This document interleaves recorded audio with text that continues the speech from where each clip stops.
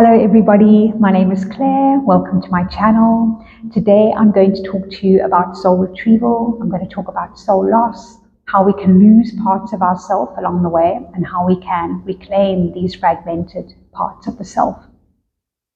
So firstly, I just want to speak a little bit about how I perceive the soul to be. The soul for me feels like water. It feels like a drop of water. If you imagine a drop of water that is connected to this whole ocean of consciousness, and each of us have a drop of water within us, that is our soul, that connects us to this whole ocean of consciousness. And water is extremely sensitive. Water is very malleable. Water is exceptionally fragile. And so if you imagine and feel into those qualities of water, you can feel and sense how fragile and sensitive your own soul is. And what happens is when we come into this world, we come into this physical body, which is the vehicle that carries this drop of water, this soul. We come into this physical world. This physical world, the systems that have been created here, is not designed to support the sensitivity of the soul. And so what happens is the soul, in order to preserve its sensitivity, to preserve its fragility, if it's going to experience any shocks or traumas that can be perceived as well as real, which I'll speak about in a moment. But if the soul is going to experience that, what it's going to do in order to preserve itself is it's going to fragment, it's going to hide away, it's going to keep itself safe somewhere because the environment that it's in is not safe for it. And so there are reasons why the soul does this. It's because it is so sensitive, and also because it wants to preserve the fragility of the gifts that the soul holds, the uniqueness. It's like your thumbprint. If your thumbprint, your uniqueness and your gifts went out into the world that was just bashing you and kicking you and abusing you, then you run the risk of losing those gifts. And so the soul then actually takes those gifts with it, and it hides away until the time comes where either you're not in that situation before, or you do various callback ceremonies where you go and you meet with that soul part, and you can bring that back in various healing ceremonies with a practitioner that works in that way. And so when these soul parts fragment from us, they are going to cause us to feel things like dissociation. They're going to cause us to feel things like a lack of purpose, a lack of direction, a lack of wholeness. It may cause us to drop into codependent style behaviors or addictions.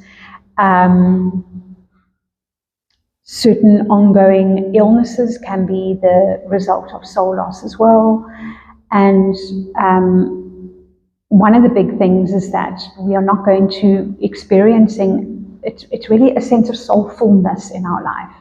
So it might be that we're not experiencing soulfulness in our whole life, like we're kind of just feeling a bit numb in life, or it might be that there's certain areas of our life where we're not feeling soulful. So it might be that you're feeling soulful, let's say, in your career. Let's say there's a lot of soul there in your career, and you know what you're doing, and you feel totally on purpose, and your unique gifts are being shared. But perhaps in your intimate or romantic relationship, maybe that's vacant, or maybe the person that you're in a relationship with doesn't feel soulful. There is not a lot of joy or purposefulness within that relationship.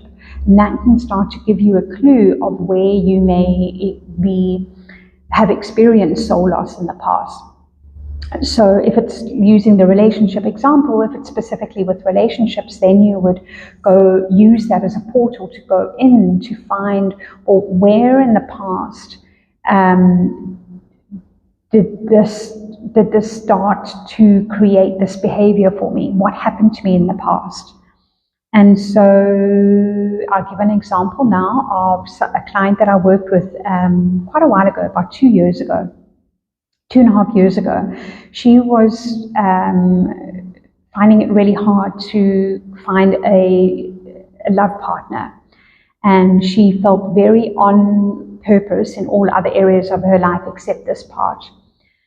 And when we spoke and we went deep into the healing space, what I saw was that when she was a little girl, very, very young, her parents had sent her off to boarding school. She was only about 5 or 6. And she had gone to boarding school, and she had been so sad and disconnected from her parents. And this set up a whole lot of interrelated behaviors to do with relationships and to do with men in particular for her, where she was set her up to codependency, really, so that whenever she got into a relationship with somebody, she didn't want him to leave her, so she was clinging on. And when we went back to this little 5, 6-year-old self, and we brought her much needed love and compassion, she was able to reclaim this part of herself and to bring back that gift. And the gift for her there was the gift of being able to love open-heartedly without the fear of rejection. This is such a beautiful, this is what the soul does. The soul is open and wants to love freely. The soul doesn't want to be blocked and hidden away. But in this case, she had to do it in order to preserve that part of herself, because it was just too traumatic and too sad for her to be feeling those things, those feelings of sadness and intense depression.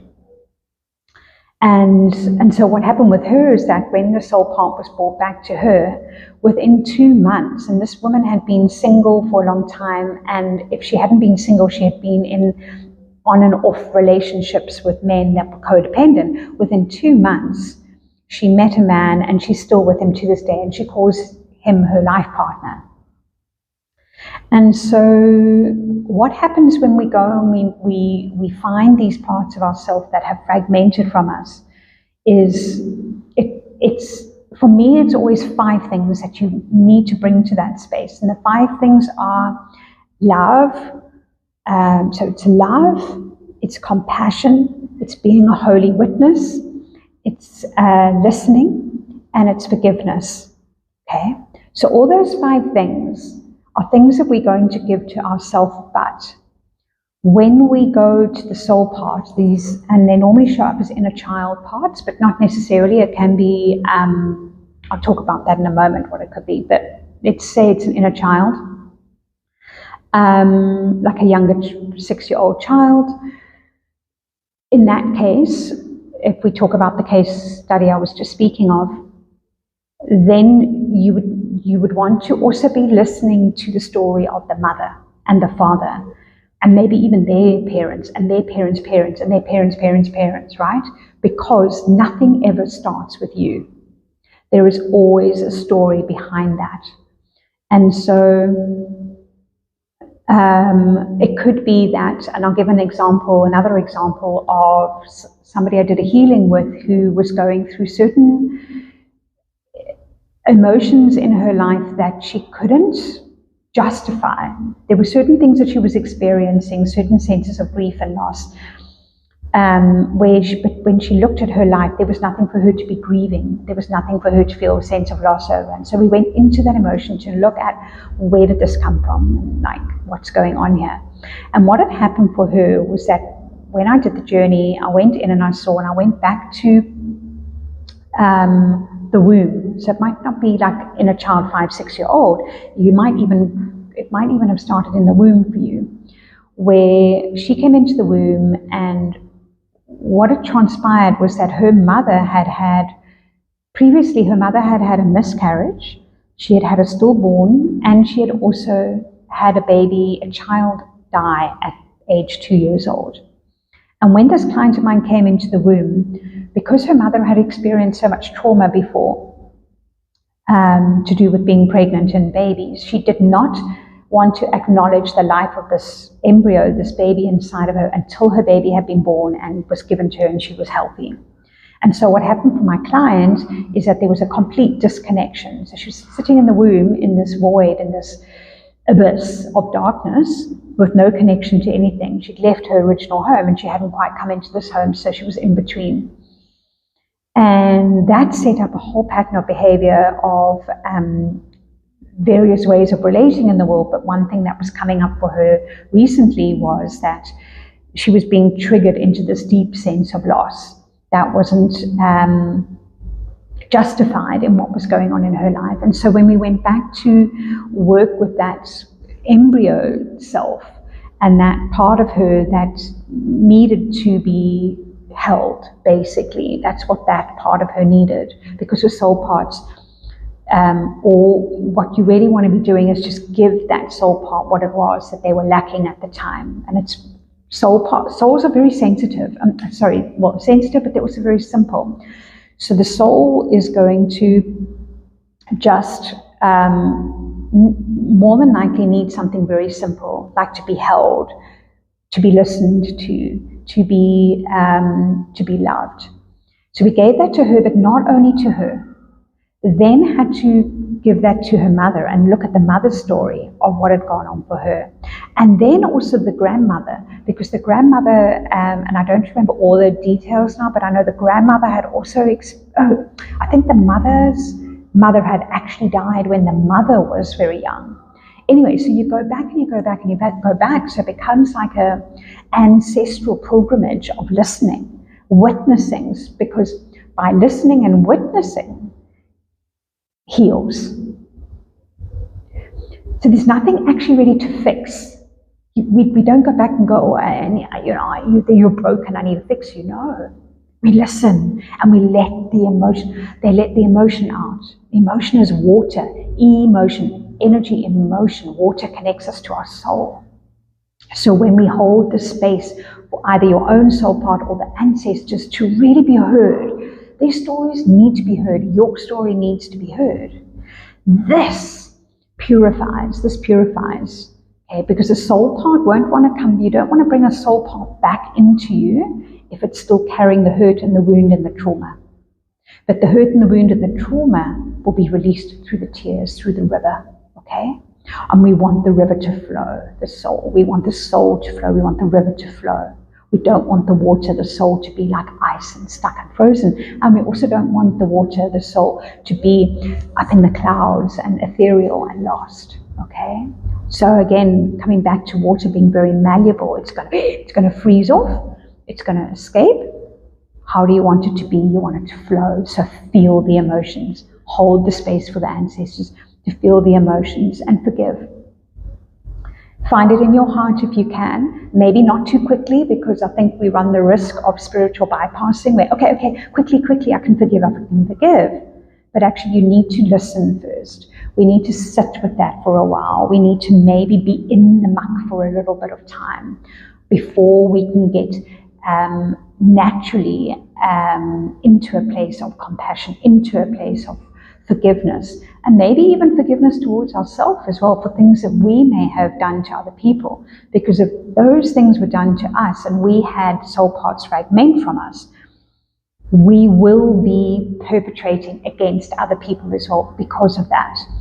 Although there isn't really ever victim and perpetrator, and I believe everybody's kind of, we're all victims and perpetrators in this whole weird world that we live in. So I think there's always just stories and backstories and bigger stories to be told. And it's always important, I think, to lift ourselves up and out and look down at the story as if we are eyes in the sky. That's what I always say to my students. If you're eyes in the sky, how would you be seeing this?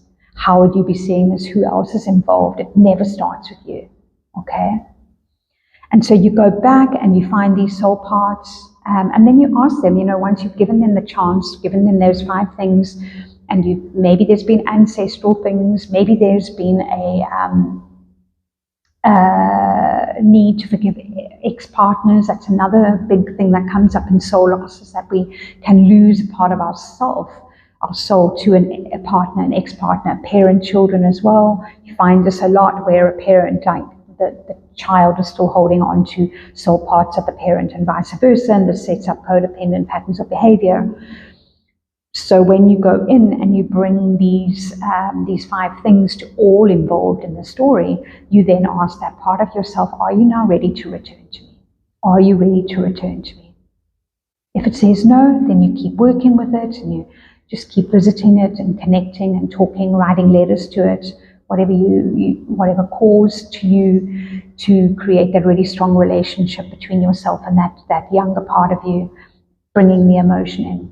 But if it says, yes, I am now ready to return, ask it, what can I do for you to help you to continue to feel loved and safe within me? What can I do for you?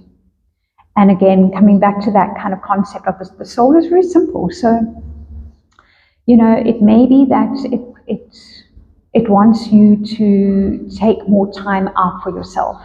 It may be that it wants you to spend more time in nature, or to journal more. Maybe it wants you to do a pilgrimage to its old home where you grew up and put flowers at the doorway. I did that. In one of my soul retrievals, I went to my old family home and I put flowers there on the pavement outside. Because this is how you're going to embody. Because when you bring the soul part, that inner child, back to you're needing to embody them. You're needing to make it physical. And so give them what they're asking for. Do it for them, because if we don't do that, then going back to, how fragile they are, you haven't left that relationship. I don't want to be around that person. I don't feel good around that person. I'm going to leave again. So take action is what I'm saying. Take action. And then also ask it, what are your gifts? What gifts do you bring back to me? What gifts do you bring back to me? Okay? One of my biggest soul losses that I had as a child was I fell out of the back of a car when I was a toddler, even less than a toddler. I think I was about 2 years old. And the car, my parents and my family, there were 4 of us and 4 kids. I was the youngest, and the youngest. And we had a combi, an old VW combi, and we always, every Sunday afternoon, used to go and visit my dad's sister in one of the beach towns in Cape Town. And we were driving home up one of the hills over the mountain, and the back of the combi opened, and I fell out and rolled down the hill. And I did a soul retrieval on that about 10 years ago. And what I saw was that in that moment, my soul actually split. It didn't just go one place. It went to the upper world and it went to the lower world. But the reason I'm telling you the story is that one of the gifts, the unique gifts that are brought back to me when I brought those parts back to me, was my ability to be able to travel into the upper world and the lower world very easily and fluidly, because I was so comfortable with being in those places, because that's where my soul parts had gone. And so, yeah, when we bring them back, they bring gifts. So what is their gift? Maybe their gift is the gift of being able to see clearly into things. Maybe the gift is art or painting, or being able to listen clearly, or being able to share their heart with the world. Okay. And so reasons, just wanted to say, like, soul, we can experience the loss of the soul through a shock or a trauma. And I said earlier on, it can be perceived as well. What I mean by that is I've done soul retrievals for people who have experienced a soul loss because mom didn't pick them up from school one day. Mom got tied up in a meeting. Somehow the message never got to the child, and the child went into deep trauma because mom didn't pick them up and thought that mom had died. So this set up a pattern of behaviors for them in life, always believing that they could never really make like very long-lasting relationships with people, because they always felt like something was going to happen to that person. Something was going to happen to them. And so bringing the child what they needed in that moment and bringing them back into the being really assisted with that person's interpersonal relationships. And so the shock and the trauma, it can be, I just want to give one more example. Also, there was a soul retrieval for a guy who experienced a soul loss because of a surprise birthday party. He got so shocked. Can you see like how sensitive the soul is? He was so shocked and so overwhelmed at all this love coming in. It was actually too much for his soul, and he experienced soul loss.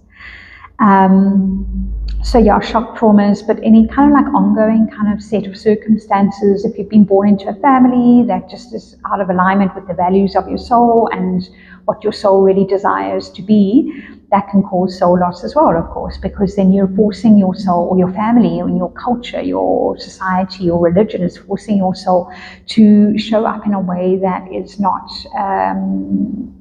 right for it. It wants it to conform. So going to certain set of schools, having teachers, certain religions, as I said, these types of things can cause soul loss and fragmentation. And of course, we don't just experience soul loss on an individual level. We experience it as a collective. So our entire world is actually going through a dismembering so that we can remember. And as the world dismembers and remembers, we individually are going through a massive amount of dismembering too, so that we can remember who we are. We can bring our soul into the world. We can bring our unique gifts into the world. We can bring our purpose and our drive and our value and our soulfulness to be shared with the world, because this is why you chose to be here at this time. This is why you chose to be here at this time, was purely to share your unique, beautiful, joyful self with the world, and the world needs you. So I hope that's been helpful. This was just a little bit of a kind of a story around soul loss, soul retrieval, how you can bring back parts of yourself. Please get in touch with me in the comments. If you need more information around it or support around how to do your own soul retrieval, I would suggest that you do go to a professional who deals with it, so that they can work with you, but it is certainly doable on your own as well, if you feel comfortable to do that. Sending you so much love and wishing you a beautiful, soulful, joyful, and unique week ahead. Bye for now.